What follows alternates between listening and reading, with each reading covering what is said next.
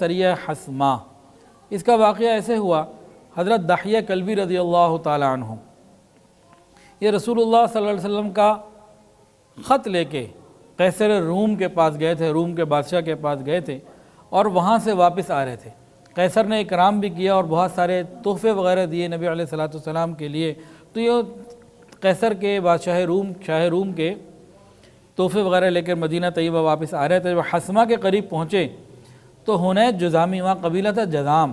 تو اس کا ایک شخص تھا حنید، اس نے چند آدمیوں کو لے کے ڈاکہ مارا اور ان کے پاس صرف ایک پرانی چادر جو بوسیدہ قسم کی تھی اس کو چھوڑ کر باقی سارا کچھ لے لیا، اور جو تحائف تھے نبی علیہ السلام کے لیے جو قیصر روم نے دیے تھے وہ بھی سارے چھین لیے، اپنے گھر کی طرف چلا گیا۔ اللہ کی شان، اللہ تعالیٰ نے مدد اسی کے قبیلے میں رکھی۔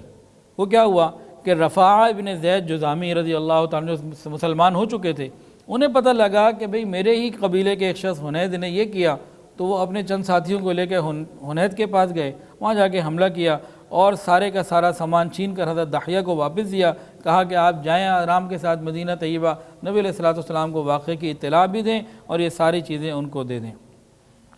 اب حضرت دحیہ نبی علیہ السلام کے بعد جب پہنچے، ہدایہ بھی قیصر روم کے دیے، ساری بات کی، راستے کے واقعے کا بھی بتایا،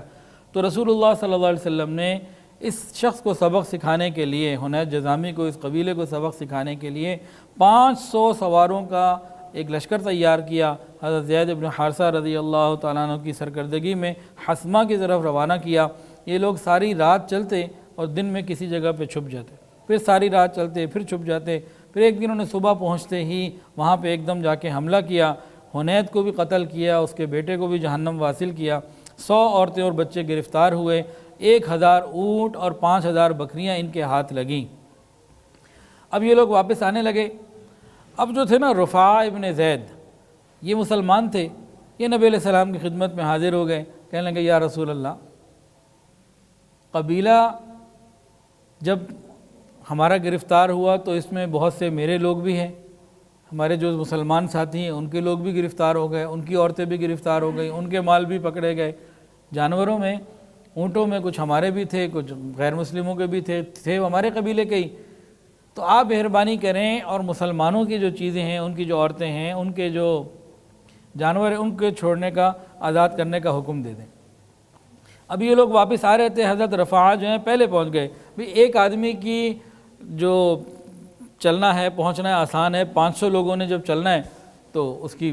موومنٹ اور ہوتی ہے، ٹائم زیادہ لگتا ہے، ایک آدمی کو ٹائم کم لگتا ہے۔ اب یہ پہنچ گئے پہلے،